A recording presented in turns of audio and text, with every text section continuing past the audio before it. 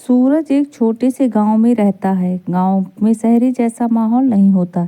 यहाँ हर कोई एक दूसरे को अच्छी तरह से जानता और पहचानता है।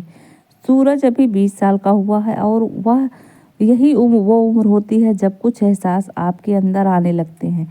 सूरज एक गरीब परिवार से है। माँ और पिताजी दोनों काम करते हैं ताकि सूरज और उसकी छोटी बहन की अच्छे से पढ़ाई हो सके।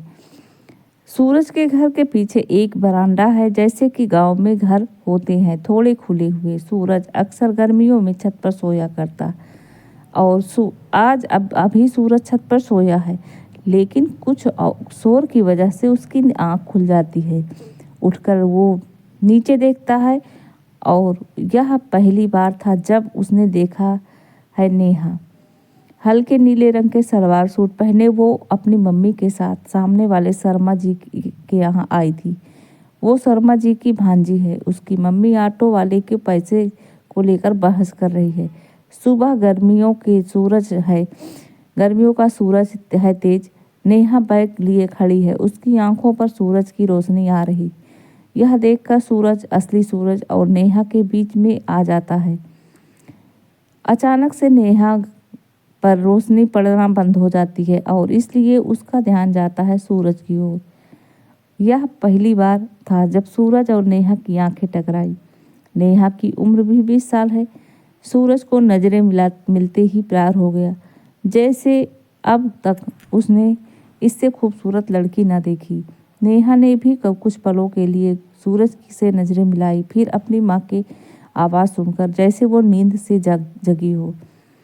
फिर सूरज अक्सर नेहा के घर टकटकी बांधे देखता रहता था। नेहा का मामा जी के घर के किचन की खिड़की रोड की ओर खुलती है, इसलिए सूरज अपने घर के बाहर ही डेरा जमाए रखता है। कभी किसी बहाने को वो घर पर बाहर ही रहता। जब भी नेहा दिखाई देती वैसे ही वो घबरा भी जाता और इधर उधर देखने लगता। जिसके इंतजार में बैठा रहता उसके देखने पर ही नजरें चुराता। एक दिन सूरज अपने घर की छत पर खड़ा होकर पतंग उड़ा रहा था। पतंग उड़ाते उड़ाते उसका ध्यान एकदम से गया सामने वाले किचन की खिड़की पर और उसने देखा कि नेहा खिड़की से पतंग उड़ाते उसे देख रही है। नेहा अब तक जान गई थी सूरज ने मन में क्या है। सूरज पतंग उड़ाते उड़ाते अब मन में कुछ और ही प्लान बनाने लगा। उसने सोचा कि आज तो वो कुछ भी नेहा से अपनी बात का सिलसिला शुरू करके ही रहेगा। सूरज अब हिम्मत करके नेहा की तरफ मुस्कुरा देता है। यह करते समय उसके मन यही चल रहा था कि क्या पता वहाँ से कैसा जवाब आए। उसे यह भी डर था कि कहीं वो उसकी शिकायत न कर दे, लेकिन उसने फिर भी हिम्मत करके यह किया। लेकिन उसने जो सोचा था ऐसा कुछ भी नहीं हुआ। वहाँ से जो जवाब आया उसे उम्मीद नहीं थी।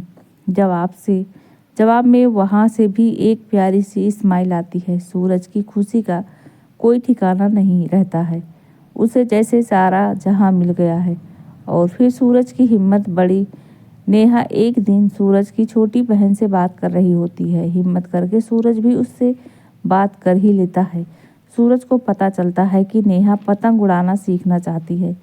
सूरज उसे सिखाने का बोलता है, लेकिन वो मना करती है क्योंकि उसकी मम्मी उसे किसी भी लड़के से बात करने से भी नहीं देती है। पतंग उड़ाने तो बहुत दूर की बात है। सूरज उसे बोलता है कि वो उसके घर के पीछे बरामदे में उसे सिखा देगा, साथ ही वहाँ सूरज की बहन भी होगी। नेहा थोड़ा मनाने को मान जाती है। शायद वो भी सूरज के साथ समय बिताना चाहती है। नेहा की मम्मी जब उसकी मामी के साथ किसी रिश्तेदार से मिलने जाती है तब नेहा सूरज के बरामदे में जाती है, लेकिन उन्हें नहीं पता था कि अनजाने में वो बड़ी मुसीबत में फंसने वाले हैं। पतंग उड़ाते समय नेहा के पैर सीढ़ी से फिसल जाता है। वो उठकर चल भी नहीं पाती है। नेहा वहीं बैठ जाती है। उसकी आंखों से आंसू निकलने लगते हैं। सूरज उसे दर्द में ऐसे देखकर उसे गोद में उठा लेता है। सूरज उसे गोद में उठाकर जैसे ही वहां से कमरे की ओर जाता है, लेकिन उसी समय उसके घर में नेहा की मम्मी आ जाती है। सूरज और नेहा को ऐसे देखकर उसके गुस्से का कोई ठिकाना नहीं रहता है। सूरज और उसकी बहन उनसे कहते हैं कि नेहा गिर गई थी। वो उन्हें समझाने की कोशिश करते हैं, लेकिन नेहा की माँ यह सब सुनती है। वो नेहा को वहाँ से ले जाती है। सूरज को रात भर नींद नहीं आती है। वो सुबह का इंतजार करता, यह सोच रहा था कि नेहा का पैर कैसा होगा, साथ ही कहीं उसकी मम्मी ने नेहा को कुछ कहा या मारा तो नहीं। तरह तरह के ख्याल के बीच आखिर सुबह होती है। सूरज देखता है कि नेहा और उसकी मम्मी ऑटो में बैठकर जा रही हैं। वो जल्दी से उठकर अपने घर के बाहर जाता है। सूरज नेहा की तरफ देखता है। अपनी माँ से नजरें चुराकर वो सूरज को देखती है। सूरज और नेहा की आंखों में कुछ बातें होती हैं। नेहा वहां से चली जाती है। उसके हाथों में भरे बैगों को देखकर उसे यह अंदाजा हो गया था कि शायद अब वो वापस नहीं लौटेंगे। वो फिर होने घर जा रहे हैं, लेकिन उसे एक उम्मीद होती है, शायद वो वापस आए। अब सूरज को नेहा का ही इंतजार रहता है। उसका दिल कहता है कि नेहा फिर आएगी। इंतजार में करीब 1 साल बीत जाता है। साल भर के बाद फिर उसे सामने वाले किचन में नेहा दिखाई देती है। उसको अपनी आंखों पर विश्वास नहीं होता। उसकी खुशी का कोई ठिकाना नहीं होता है, लेकिन उसकी खुशी कुछ ही मिनटों में की होती है। क्योंकि इस बार नेहा वो नेहा नहीं रही। ध्यान से देखने पर दिखाई देता है नेहा की मांग भरी है। उसके साथ उसका पति भी है। नेहा की शादी हो चुकी है। नेहा की नज़र खिड़की के बाहर देख रहे सूरज पर पड़ी। नेहा कुछ पलों तक उसे देखती रही, फिर जाकर अपने किचन में की खिड़की बंद कर देती है। आपको यह कहानी कैसी लगी हमें कमेंट करके ज़रूर बताएं। इसी तरह कहानियाँ आप यहाँ पर पढ़ सकते हैं। वीडियो पसंद आए तो प्लीज़ लाइक कीजिएगा, शेयर कीजिएगा और चैनल को सब्सक्राइब जरूर कर दीजिएगा। कमेंट में जो भी लिखना है ज़रूर लिख दीजिएगा। मिलते हैं नेक्स्ट वीडियो में।